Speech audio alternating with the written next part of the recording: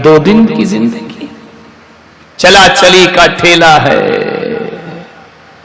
कोई चले गए, कोई जा रहे हैं, कोई तैयारी में लगे हैं। ध्यान रखना, सबको जाना है।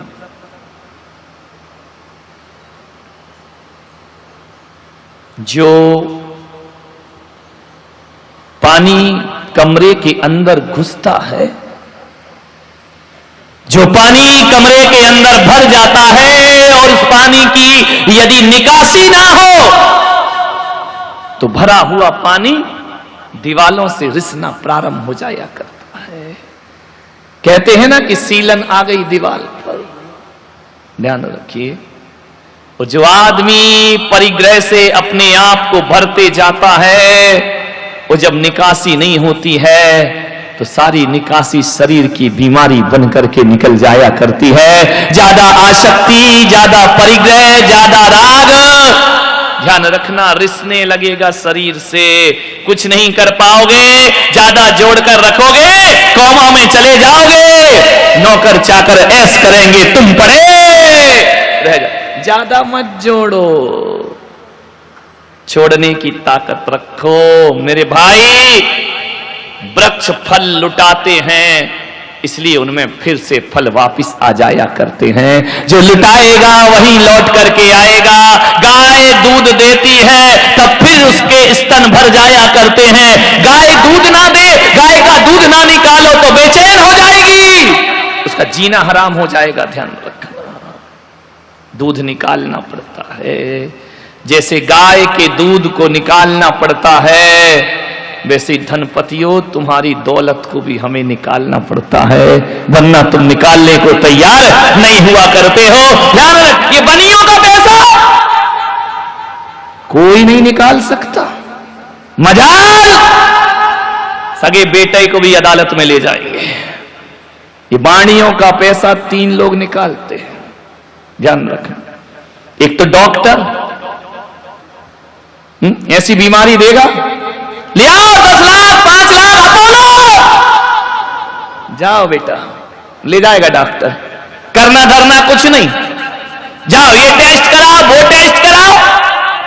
पहले के समय वैद्य नाड़ी देख के बताते थे तुम्हें ये बीमारी है, अब डॉक्टर नहीं बताते, मशीन बताती है कि तुम्हें ये बीमारी है। ये test, blood test, urine test, ये टेस्ट, ये सोनोग्राफी, प्लास्टिक, दुनिया भर का करा दिया। लास्ट में डॉक्टर बोलता है सब नॉर्मल, लगा दी आग पूरे पैसों में हमारे। जब नॉर्मल था तो क्यों बर्बाद करा दिए मेरे पैसे भैया।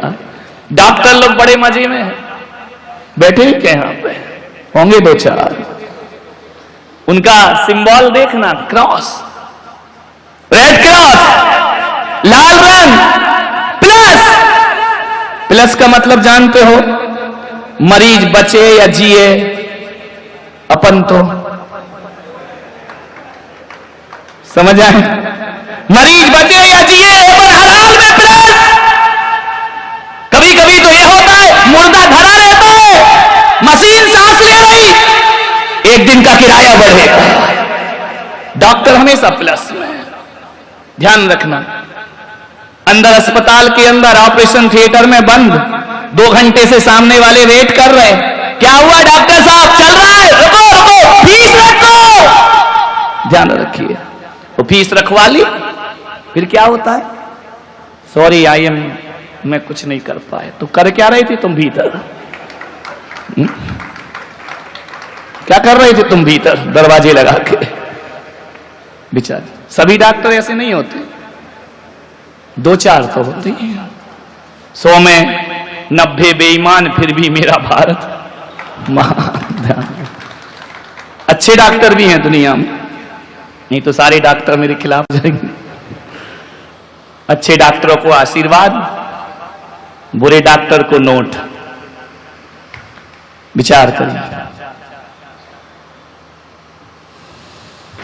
महावीर का दर्शन, महावीर का चिंतन, महावीर की सोच, ये पूरा छोड़ दे, तन के कपड़े भी छोड़ दे, यहां बिठाने की बात तो छोड़, महावीर कहते हैं कि सिद्धालय तेरा इंतजार कर रहा है, ये परिग्रह छोड़, मोक्ष तेरा इंतजार कर रहा है। और अभी तू जिस पैसे को जोड़ता है, जा पहले मोक्ष में जाकर रहे, सारी दुनिया अपनी झोली तेरे सामने फैला देगी। क्या कौन कहता है कि परिग्रह का सम्मान है? परिग्रह का कोई सम्मान करता है? सम्मान तो अपरिग्रह का। आज तेरी जिंदगी में 1 लाख अपरिग्रह की भावना जगी, उस अपरिग्रह ने तुझे माला पहनवा दी। ध्यान रख। एक साधु था, उसके साथ एक नया सन्यासी बन गया जोगी। एक दिन कमरे में बैठकर नोट गिन रहा है, दान दक्षिणा ली 11,000, 20,000, 25,000। वृद्ध साधु को अच्छा नहीं लगा।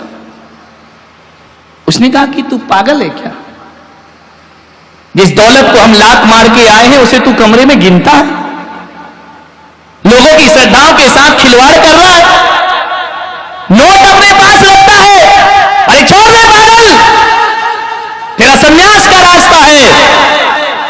जानते हो, उस युवा सन्यासी ने कहा कि बाबा जी, ये प्रवचनबाजी स्टेज पे करना, बाप बड़ा ना भैया, सबसे बड़ा। तो बोले बाप आप तो तू छोड़ आया।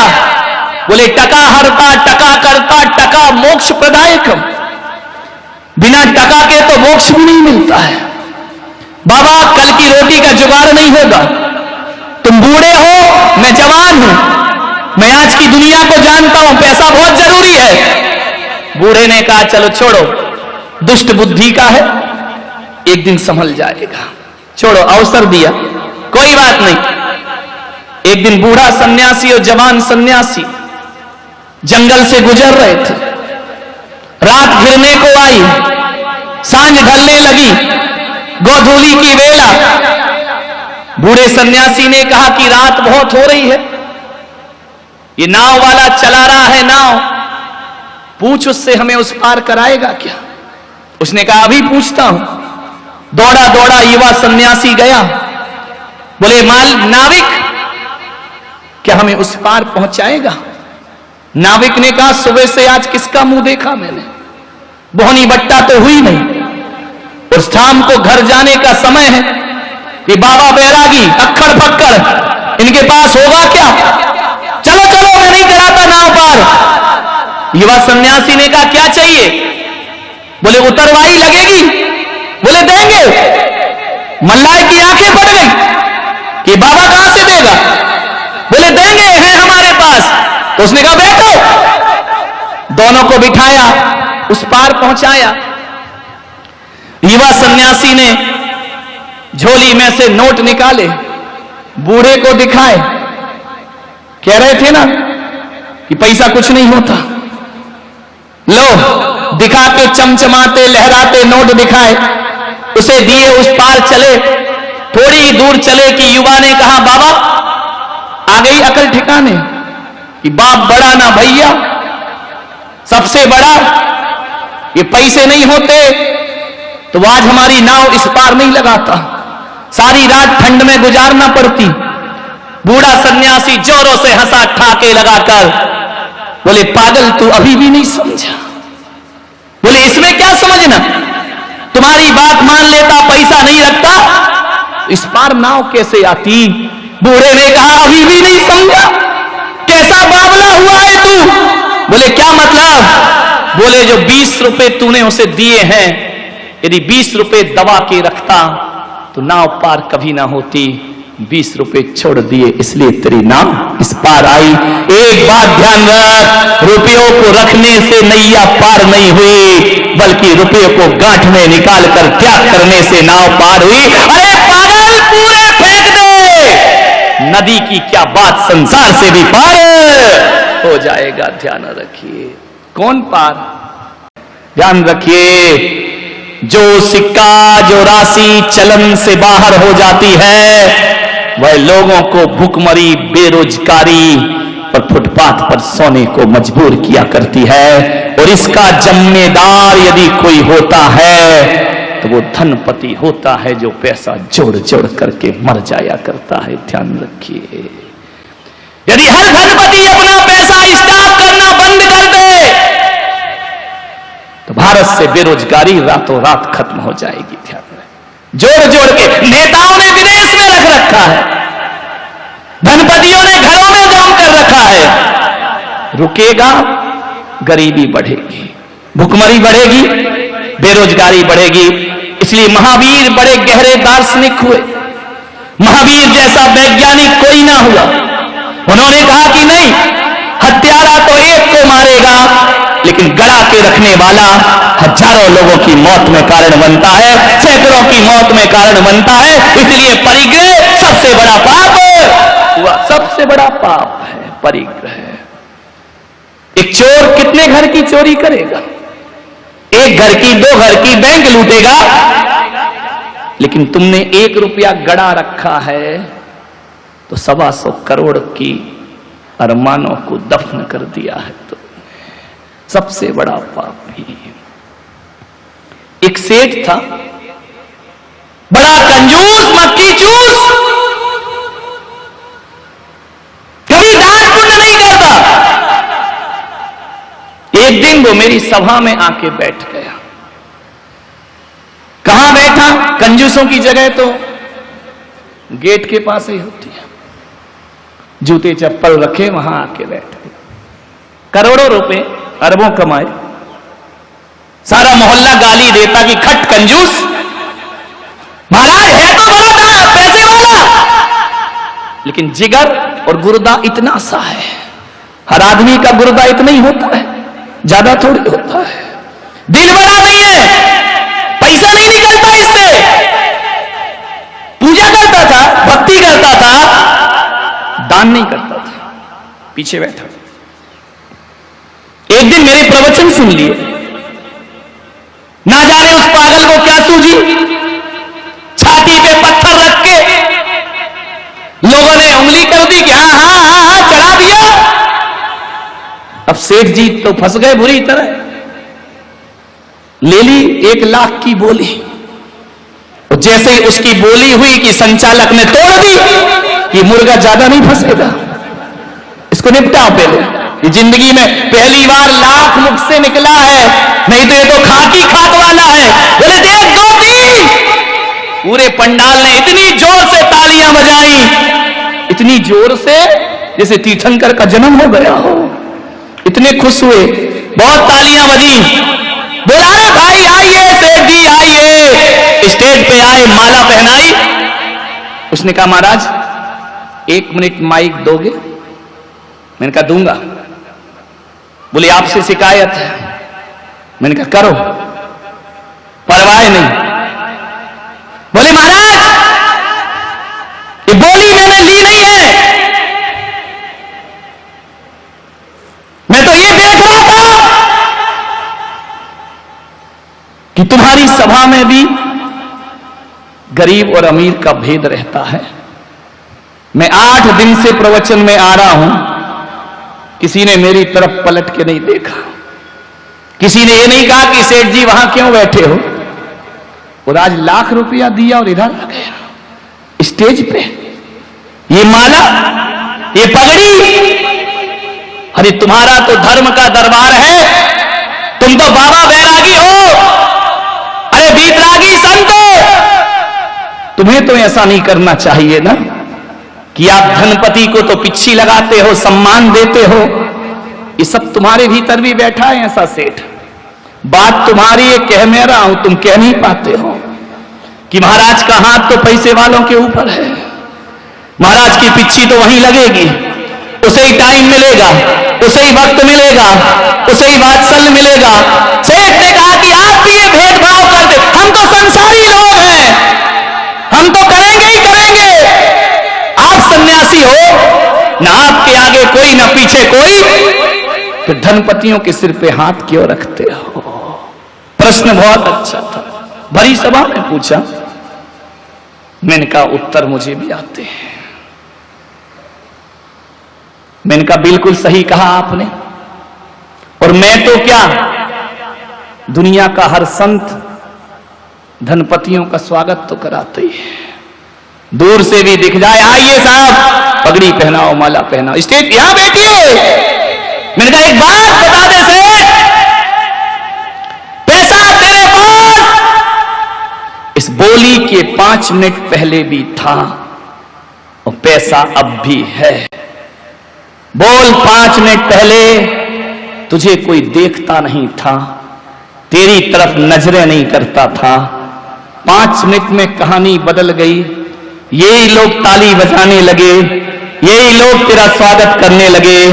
मैंने कहा सेठ सोच क्यों हो रहा है ये स्वागत? तेरे पास पैसा है इसलिए स्वागत नहीं हो रहा, पैसा तो 5 मिनट पहले भी था, तूने पैसा छोड़ा है इसलिए तेरा स्वागत हो रहा है। ध्यान रखिए, पैसा रखने का स्वागत थोड़ी है। क्या नहीं करते हमारे माता पिता हमारे लिए? अश्क में भीगी हुई मुस्कान का हम क्या करेंगे? अश्क में भीगी हुई मुस्कान का हम क्या करेंगे? छल फरेबों में मिले सम्मान का हम क्या करेंगे? काम जो औलाद ही माँ बाप के ना आ सकी, तो पूजते मंदिरों में भगवान का हम क्या करेंगे? पूजते मंदिरों में भगवान का हम क्या करेंगे? आज जो नौजवान बैठे हैं, पहला दिन है, सभा लेट हो सकती है, लेकिन फिर भी अपने विषय को समेटने का प्रयास कर रहा हूं। मान्यवर, मां पर तो इतना है कि मैं बोलते जाऊं। यदि आप मुझे सब्जेक्ट दे दो कि मां पर बोलिए, 22 दिन की ज्ञान गंगा भी कम पड़ जाएगी। इतना बड़ा चरित्र मां का हुआ करता है, पूरी जिंदगी कम पड़ जाएगी मां पर बोला जाए तो। कौन कहता है मां बाप से रिश्ता टूटता? एक बात ध्यान रखना, तीर्थंकर जैसे महापुरुष, इनको भी जन्म लेने से पहले मां की गोद में खेलना पड़ा है। मेरे भाई ध्यान रखना, नारायण पुरुष भी, महापुरुष, अवतार पुरुष, पीर, पैगंबर, महावीर जो भी धरती पर आते हैं, कुछ मिले या ना मिले, मां की गोद में तो सबको जाना ही पड़ता है। एक बात याद रखना, एक मां ही है हमें जो जन्नत से उतार के धरती पर लाती है। मान्यवर, राम को भी मां की गोद में खेलना पड़ा, कृष्ण को भी मां की गोद में खेलना पड़ा, महावीर को भी मां की गोद में खेलना पड़ा, मोहम्मद पैगंबर को भी मां की गोद में। मां की गोद को छोड़ के कैसे जीवन जियो? लोग कहते हैं कि भगवान जैन दर्शन कहता है कि जब तीर्थंकर मोक्ष जाते हैं तो सबसे नाता तोड़ लेते हैं, लेकिन मैं पुलक सागर ऐसा नहीं मानता। बात उल्टी है, बात कड़वी है, बात छुपेगी। तीर्थंकर सबसे नाता तोड़ सकते हैं, कर्मों से नाता तोड़ सकते हैं, संसार से नाता तोड़ सकते हैं, दुनिया से नाता तोड़ सकते हैं, लेकिन कोई भी महापुरुष ऐसा नहीं हुआ, भले वो भगवान बन जाए, लेकिन माँ बाप से नाता कोई नहीं तोड़ सकता है। ध्यान रखिए, ना घर में रहकर, ना सन्यासी बनकर माँ बाप का नाम कोई नहीं भुला सकता है। आज भगवान महावीर, भगवान पारसनाथ, राम, कृष्ण ये दुनिया से नाता तोड़कर चले गए, लेकिन आज भी दुनिया जब इन्हें याद करती है, ये दुनिया के भगवान क्यों ना बन जाए, लेकिन आज भी दुनिया याद करती है तो त्रिशला नंदन वीर की और जय बोलो महावीर की। ध्यान रखिए, आज भी त्रिशला नंदन है वो, आज भी कौशल्या नंदन है वो, आज भी वो अश्वसेन के राज दुलारे, ब्रह्मा माता की आंखों के। माँ बाप हमारी पहचान है, हमारा इतिहास है। एक बात बताओ, जायज औलाद कौन है? जिसके माँ बाप का नाम हुआ करता है। और नाजायज औलाद कौन होती है? जिसके माता पिता का नाम, माता पिता ने हमें वंश दिया है, माता पिता ने हमें सम्मान दिया है। और एक बात याद रखिए, यदि माता पिता बचपन में छोड़ देते तो तुम्हें कोई जायज औलाद नहीं कहता मेरे भाई, नाजायज औलाद हो जाते तुम।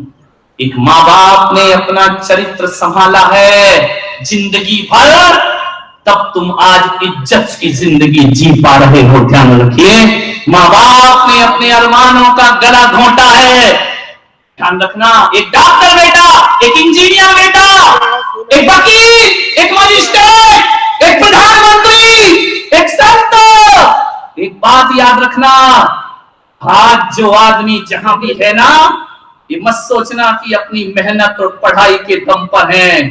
अरे तुम डॉक्टर बाद में बने हो, तुम्हें डॉक्टर बनाने का सपना तुम्हारी माँ बाप ने पहले देखा था, ध्यान रखिए। वकील बनाने का सपना माँ बाप ने देखा था। एक नरोत्तम मिश्रा एक मंत्री है मध्य प्रदेश में, डबरा में वो रहते हैं, मुझे ले गए कि मैंने एक महालक्ष्मी का मंदिर बनाया है, संत जी आप उस मंदिर में चलेंगे?